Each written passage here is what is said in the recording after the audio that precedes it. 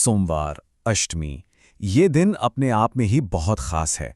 तो आज हम बात करने वाले हैं कुछ ऐसे सीधे साधे उपायों की जिन्हें इस दिन करने से घर में कल्याण और समृद्धि आ सकती है।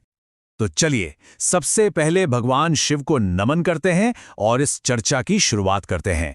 श्री शिवाय नमस्तुभ्यम। अब सवाल ये उठता है कि सोमवार की अष्टमी इतनी खास क्यों है ना? मतलब ऐसा क्या है इस दिन में? तो इसका जवाब एक बहुत ही दिव्य मिलन में छिपा है। देखिए, सोमवार की अष्टमी को भगवान शिव और मां पार्वती के दिव्य मिलन का दिन माना जाता है। इसका महत्व आप समझिए प्रदोष के दिन जितना ही बड़ा है। और ये एक ऐसा रेयर कॉम्बिनेशन है, एक ऐसा दुर्लभ संयोग जब की गई भक्ति और आस्था का फल कई कई गुना होकर मिलता है। तो सबसे पहले उपाय की बात करते हैं। ये एक दीपक से जुड़ा है, लेकिन ये कोई मामूली दीपक नहीं है। ये सिर्फ रोशनी नहीं, बल्कि शिव पार्वती के मिलन का प्रतीक है और हमारी मनोकामनाओं को पूरा करने का एक जरिया। और जानते हैं इस उपाय की सबसे अच्छी बात क्या है? इसकी सिंप्लिसिटी, इसकी सरलता। मतलब इसके लिए मंदिर जाने की भी जरूरत नहीं है। ये दीपक शिवलिंग के पास या बेल के पेड़ के नीचे, और अगर ये दोनों भी ना हो तो अपने घर की चौखट पर भी जलाया जा सकता है ना? एकदम आसान। अच्छा, अब इसे तैयार कैसे करना है वो भी बड़ा यूनिक है। सबसे पहले दीपक के नीचे थोड़ी सी मूंग रखनी है, फिर दीपक के अंदर एक गोल बत्ती लगानी है जो भोलेनाथ का प्रतीक है, और फिर ठीक उसी से सटाकर एक लंबी बत्ती लगानी है जो मां पार्वती का प्रतीक है। तो इस तरह से एक ही दीपक में दो बत्तियां उनके दिव्य मिलन का रूप ले लेती हैं। और जब ये दीपक जलाएं तो बस पूरे दिल से, पूरी विनम्रता से प्रार्थना करनी है। देखिए, विधि से ज्यादा भाव इंपॉर्टेंट है। बस यही कहना है कि हे प्रभु, हम नादान हैं, हमें पूजा पाठ का सही तरीका नहीं आता। आप बस अपनी कृपा कीजिए, हमारे घर से सारे संकट दूर कीजिए और सुख शांति का आशीर्वाद दीजिए। चलिए, मन की शांति तो हो गई, लेकिन इसके बाद जो सबसे बड़ा धन है वो है अच्छा स्वास्थ्य। तो हमारा अगला उपाय इसी बात पर है कि पूरे परिवार को बीमारियों से दूर कैसे रखा जाए। और यहां एक खास बात ध्यान रखनी है। जब भी हेल्थ के लिए, रोग मुक्ति के लिए कोई उपाय किया जाता है तो भगवान शिव के कुंदकेश्वर महादेव स्वरूप का नाम लिया जाता है। ऐसा माना जाता है कि ये नाम खास तौर पर अच्छा स्वास्थ्य देने वाला है। हाँ, ये वाली विधि थोड़ी ध्यान से समझने वाली है।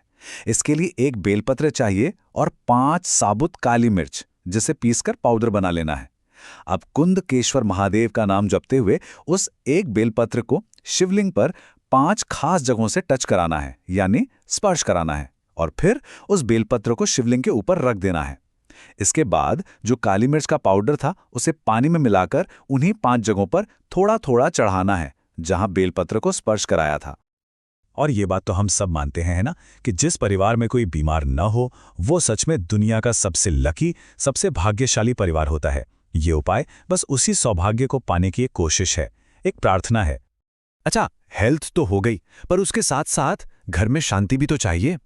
तो हमारा तीसरा उपाय एक ऐसी समस्या का समाधान है जो शायद आज के समय में सबसे कॉमन है। घर के झगड़े, घर का कलह। इसे कैसे खत्म किया जाए? तो जैसे हेल्थ के लिए कुंदकेश्वर महादेव का नाम है, ठीक वैसे ही घर के झगड़ों को शांत करने के लिए महादेव का हटकेश्वर महादेव नाम लिया जाता है। कहते हैं कि ये नाम घर में शांति और हार्मनी वापस लाने में मदद करता है। तो इस उपाय के लिए 3 चीजें चाहिए: शहद, गाय का घी और चावल के 7 दाने। अब करना क्या है? शहद, जो कि मिठास का प्रतीक है, उसे अशोक सुंदरी की जगह पर लगाना है, और घी, जो रिश्तों में स्निग्धता यानी स्मूथनेस लाता है, उसे माता के हस्तकमल वाली जगह पर चढ़ाना है। अब आता है सबसे जरूरी स्टेप।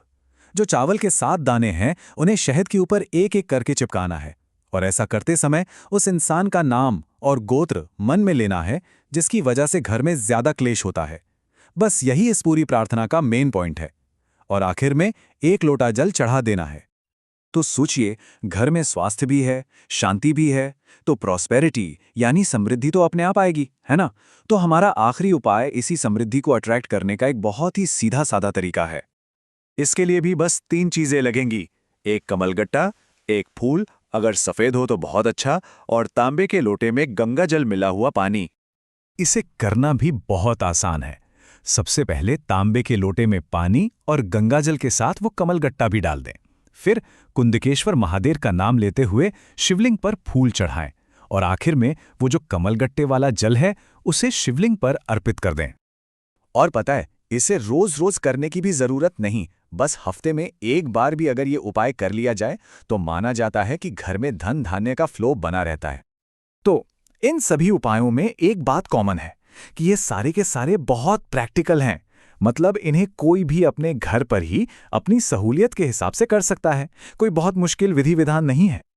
तो आखिर में बस एक सवाल मन में आता है कि आज की इस भाग-दौड़ भरी जिंदगी में क्या इस तरह की आस्था और ये छोटे छोटे रिचुअल्स सच में हमें वो मानसिक शांति और वेलबींग का एहसास दे सकते हैं जिसकी हम सबको तलाश है।